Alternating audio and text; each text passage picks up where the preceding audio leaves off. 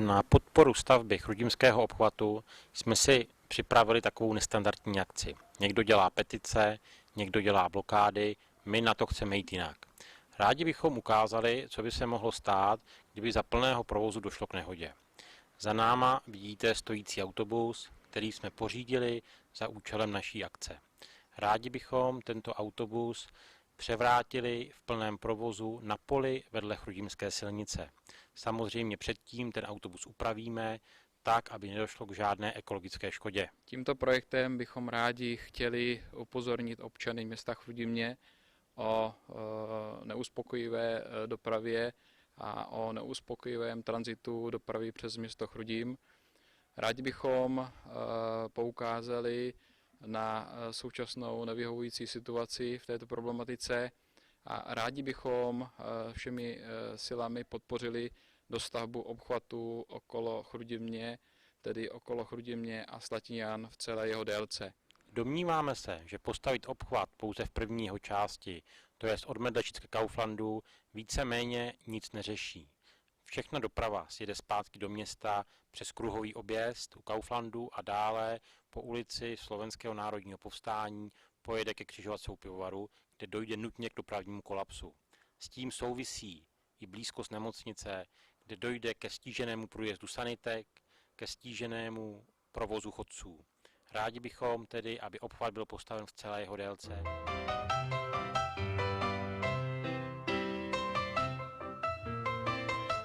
Františku, myslíš si, že se stihne postavit obchvat ještě v příštím volebním období? Myslím si, že se nestihne postavit celý. Vzhledem k tomu, že Chrudim stále nemá obchvat a hustota provozu na vnitřním obchvatu je velice složitá, velice hustý provoz, tak dalším z našich bodů programu je, že bychom rádi zavedli školní autobusy, které budou sloužit potřebám dětí a jejich rodičů při cestě do školy, do školky a zpět. Myslíme si, že současná situace, kdy v podstatě žádný autobus nejede podle potřeb školy, je velkým problémem, zejména když ti nejmenší musí přecházet frekventovanou silnici v Chrudimi. V příštím volebním období bychom rádi zefektivnili řízení města a celého městského úřadu. Rádi bychom více komunikovali s občany.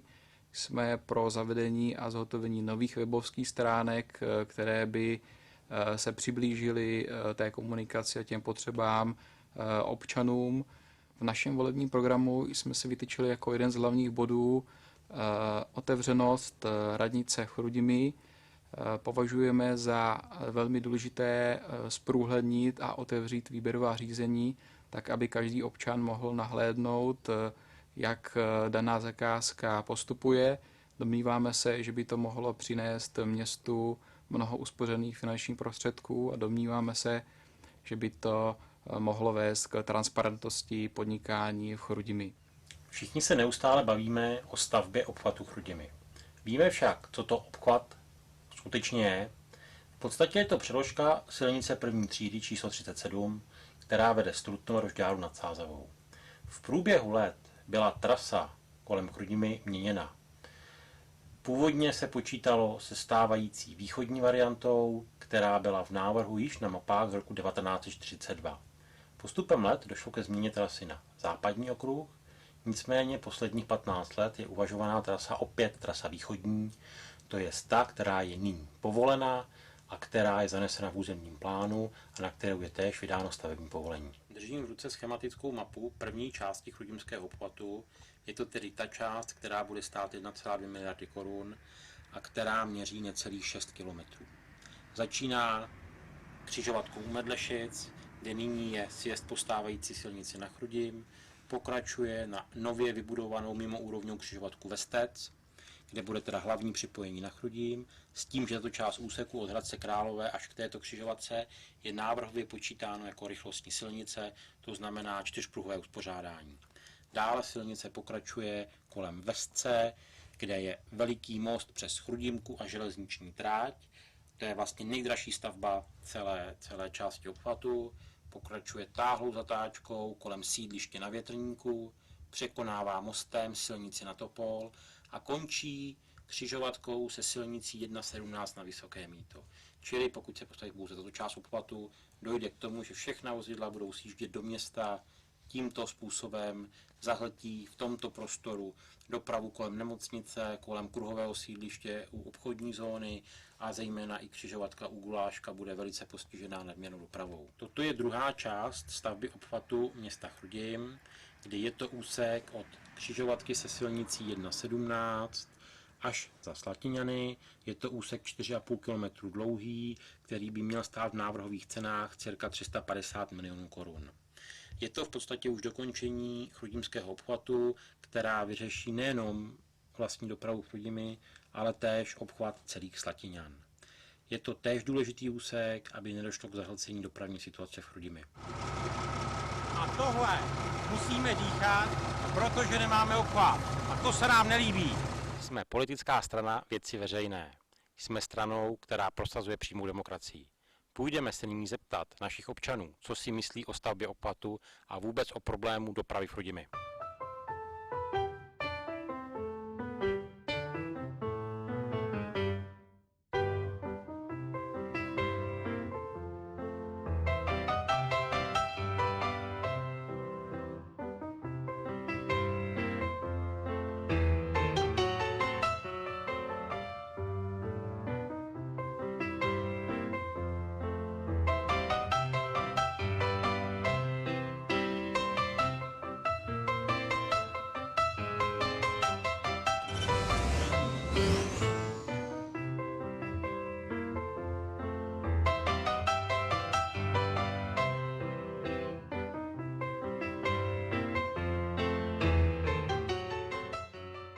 Co si myslíte o dopravě v Chrudimi? Je hustá, hlučná, smrok?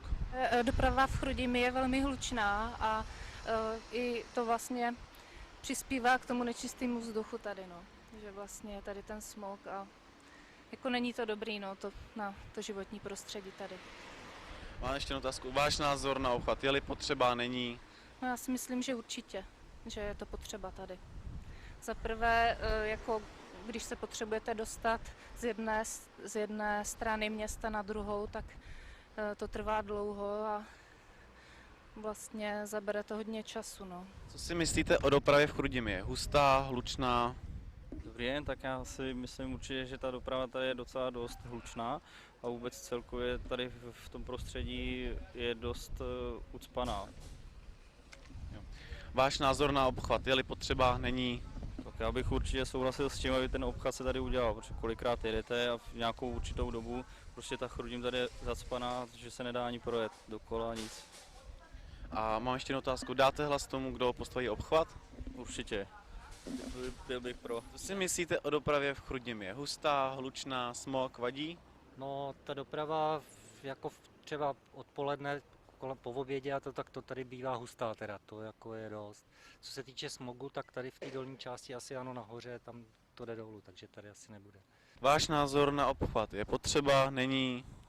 Já se domnívám, že je, ale teď asi nebudou finance na to, takže to bude asi horší, ale myslím si, že obchvaty určitě pro město jsou dobrá věc. Dáte hlas tomu, kdo obchvat postaví? Já tady nevolím, takže tady to nemá tahle otázka smysl. Co si myslíte o dopravě v Chrudimi? Je hustá, hlučná, smog? Rozhodně je hustá, protože kolem té 3 hodiny tak se tady prakticky nedá projet. Hlavně tady na Pardubice, vlastně tady kolem po těch hlavních tazích, tak je to hodně špatný, no. Váš názor na obchvat, je tady potřeba, není, máte k tomu nějaké výhrady? Rozhodně je tady potřeba, protože jinak tak to je tady přes Chrudim, tak je to třeba na hodinu jízdy, jo, až chvílema. Takže jako rozhodně, obchvat, jsem pro obchvat. Poslední otázka. Dáte hlas tomu, kdo obchvat postaví? To záleží ještě. No, záleží na tom programu, no, z té strany různě. Takže ale jako samozřejmě budu se přiklánět k tomu obchvatu, to jako rozhodně, no. Co si myslíte o dopravě v Chrudimi? Je hustá, hlučná, smog? No já bych řekla, že asi úplně všechno, hlavně ve špičkách. Váš názor na obchvat, je tady potřeba, není, výhrady? No je určitě potřeba jako sůl a hlavně z toho důvodu, že mám 2 děti, chodím do školky, chodím i pracovat ještě a prostě přejít tady, to je fakt mazec. A poslední otázka, dáte hlas k tomu, kdo obchvat postaví? No, asi jo, pokud budu vědět, kdo to bude.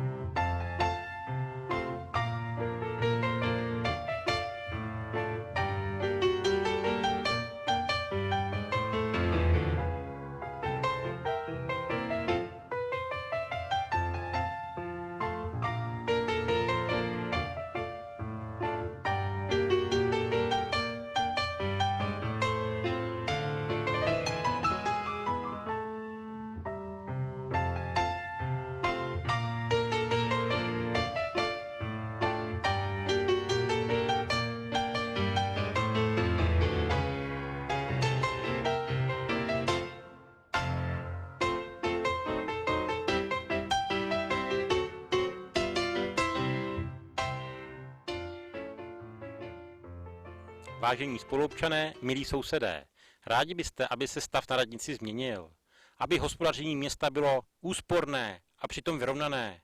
Rádi byste, aby výběrová řízení byla průhledná. Přijďte k volbám 15. a 16. října a volte stranu Věcí veřejných v Chrudimi. Bez vás to nepůjde. Též byste rádi, aby byl již brzo postaven obchvat. Rádi bychom získali silný mandát ve volbách, abychom byli schopni obchvat dojednat. Přijďte prosím k volbám 15. a 16. října 2010 a udělejte křížek u politické strany Věcí veřejné.